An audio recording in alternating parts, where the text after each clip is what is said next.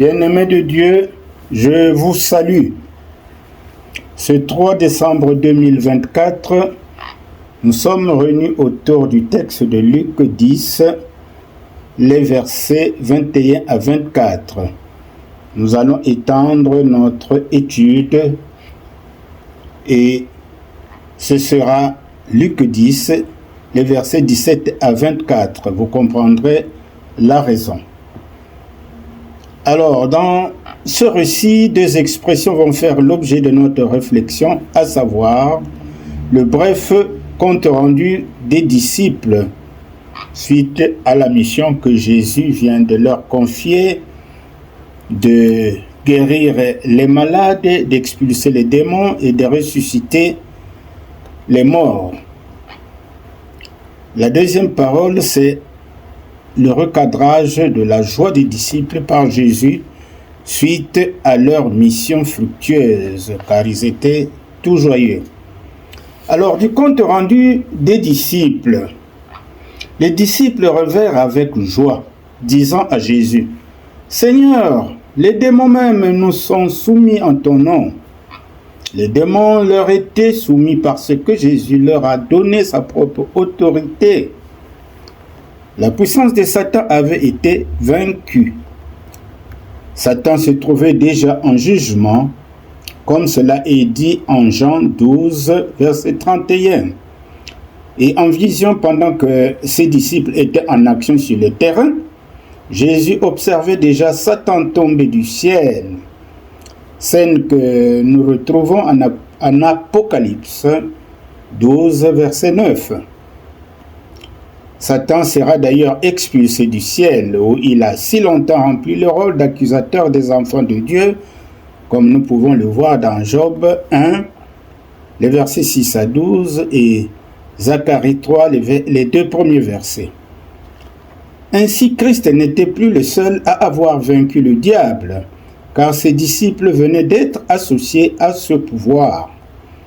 Cette même autorité conférée aux apôtres et aux 72 disciples est donnée à tous ceux qui croient en Jésus et qui font sa volonté. L'autorité que Jésus a conférée aux apôtres et aux disciples a pris de l'essor à la Pentecôte, et désormais tout converti qui marche dans l'obéissance et dans les pas du Seigneur en détient une parcelle. De la deuxième expression, ou le deuxième point, Jésus loue le Père d'avoir révélé les choses cachées aux humbles.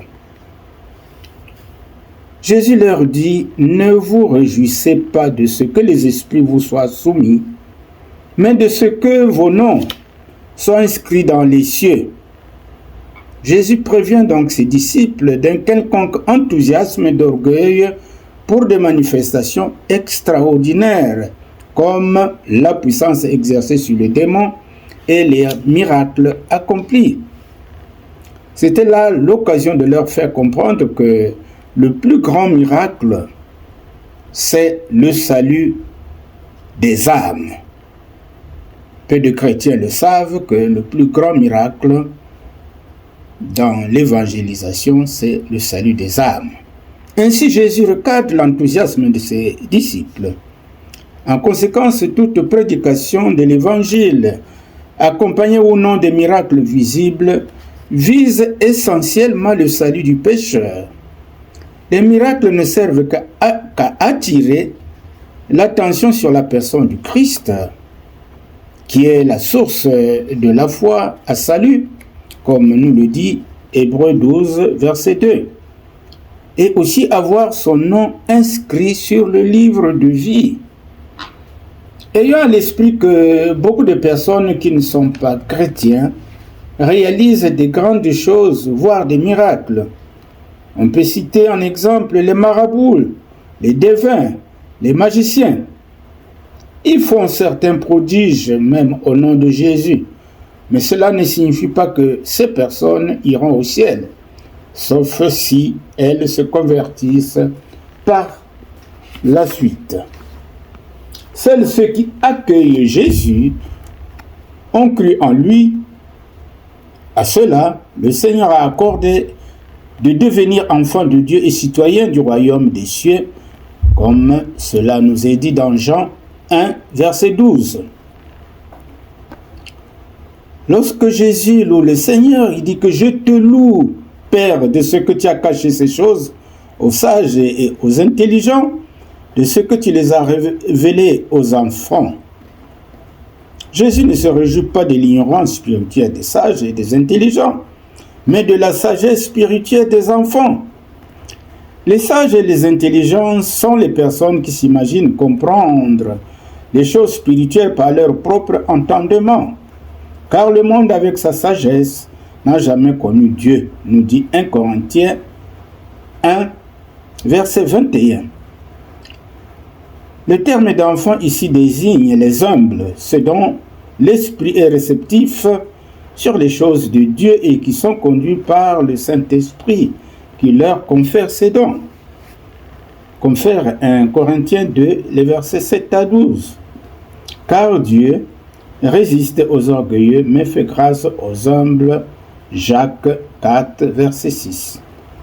Pour connaître Dieu, il faut connaître Jésus, à qui Dieu a donné mission de nous révéler sa personne, car lui et le Père sont un.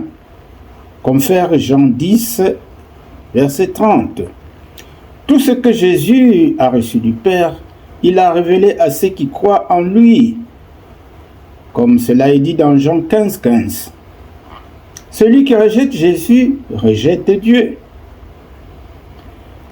L'autre parole prononcée par Jésus: heureux les yeux qui voient ce que vous voyez. Les disciples pouvaient s'estimer heureux d'avoir vu et entendu Jésus lui-même.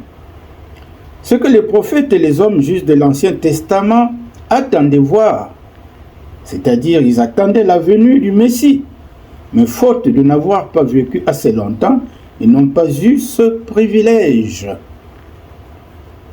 Rappelons-nous qu'en Matthieu 10, Jésus a eu envoyé les 12 apôtres pour annoncer au peuple que le royaume des cieux s'était approché.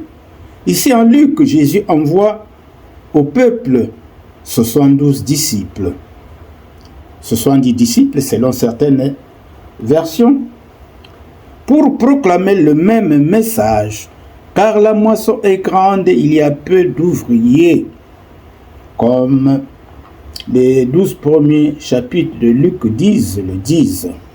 Et c'est l'amour de Dieu qui était en action à travers Jésus et ses disciples. Nous nous trouvons aujourd'hui dans un temps semblable où le besoin en disciples pour proclamer la bonne nouvelle du salut va croissant. Car Dieu voit ce triste état de l'homme mieux que nous-mêmes. C'est une grande moisson au milieu de tant d'incrédulité et de mal de tout genre. Il y a donc urgence. Aussi longtemps que durera le temps de la grâce, le Seigneur travaillera et il nous invite à collaborer avec lui. De ce passage de Luc que nous méditons, nous remarquons aisément le changement du caractère des bénédictions accordées aux croyants. Ce qu'on appelle en langage théologique le changement d'économie ou de dispensation, ou le temps de la grâce simplement. Avec Christ, nous passons de la dispensation de la loi à la dispensation de la grâce. Et désormais, c'est par la foi en Christ que nous sommes introduits dans les bénédictions célestes. Dans ce récit, nous voyons que les disciples jouissaient aussi d'un privilège immense. Ils voyaient et entendaient le Messie. C'est ce que les prophètes et le roi avaient désiré voir et entendre. Jésus les appelle d'ailleurs les bienheureux, les disciples qui ont eu cette grâce de voir et d'entendre Jésus. Jésus les appelle les bienheureux. Dans tous les temps, les bienheureux ont été et sont ceux qui croient en Dieu, qui reçoivent sa parole et qui la gardent, quelles que soient les circonstances au milieu desquelles ils se trouvent. Tout peut être contre eux, mais Dieu est pour eux et les fortifie dans leur marche de foi. Confère Philippiens 4, verset 13. Voilà, mes bien-aimés, ce que le Seigneur nous a mis à cœur de partager à vous, d'approfondir la réflexion. Likez et partagez. Que Dieu vous bénisse.